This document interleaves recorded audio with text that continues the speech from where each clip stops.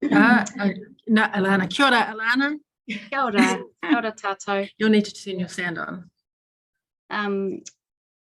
That was interesting. I had lots of things going through my head.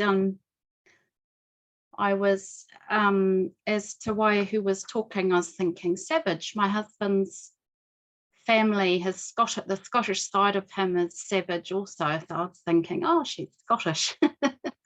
I was getting my Māori head on, thinking about pepeha. And on that note, ko taranaki te monga, ko te anui tōku awa, ko te tai o rehua tōku moana, ko Norma Hall tōku waka, ko John Murray te rangatira, ko Murray rawa ko March oku whānau, no tauranga moana ahau ko Alana tōku ingoa.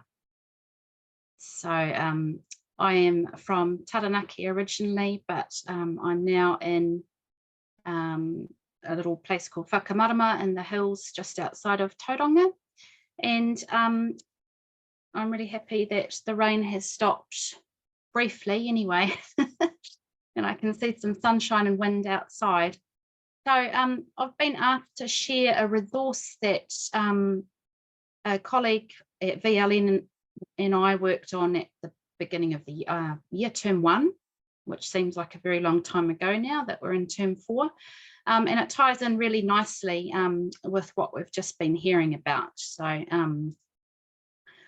it's basically a resource bank that Madeline Kurnat and I wanted to work on to try and help teachers who might be time poor to incorporate a bit more, a bit more mātauranga Māori in their teaching, in their lesson plans, in their classrooms. We did design it as language teachers, but I think a lot of the topics can be, they're quite broad topics and they could be used by anybody. So I'll invite you to have a look. You can find, this is now linked on let me have a look, on the Hui Hub, isn't it? So I found it here just before. So if you can see the page here under resources, you can click on this banner here, which will take you to our Google site that we made.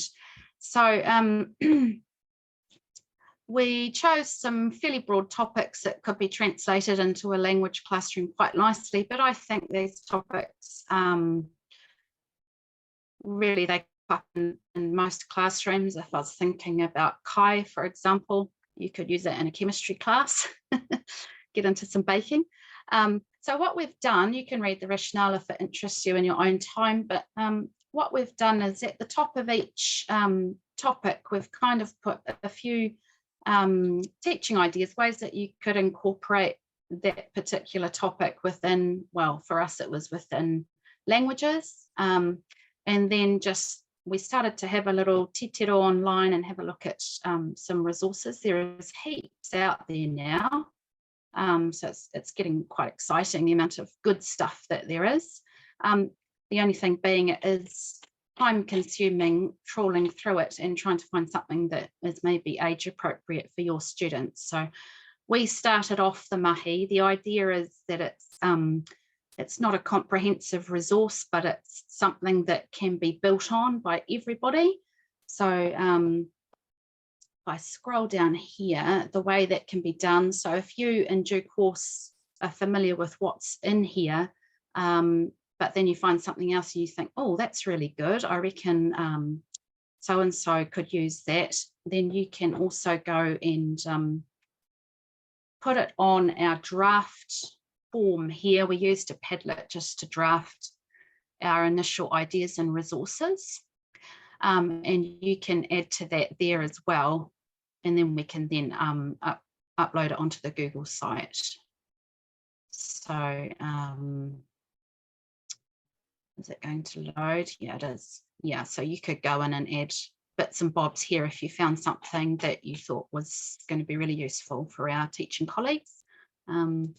Yeah, so that's just a brief introduction. We've got flora and fauna in terms of more health hauora environment wise, and then more the native birds and whatnot. And then in a more literal sense, we've got things like whakatauki, waiata, karakia. My personal favourite is pūrākau stories, which are really fun to use in a language classroom. Lots of people already do stuff on mātauriki, but there might be something useful for you in there. And then my personal favourite, because I'm a language teacher, if you're interested in furthering your te reo Māori language journey, there's some stuff under the teaching and learning there as well.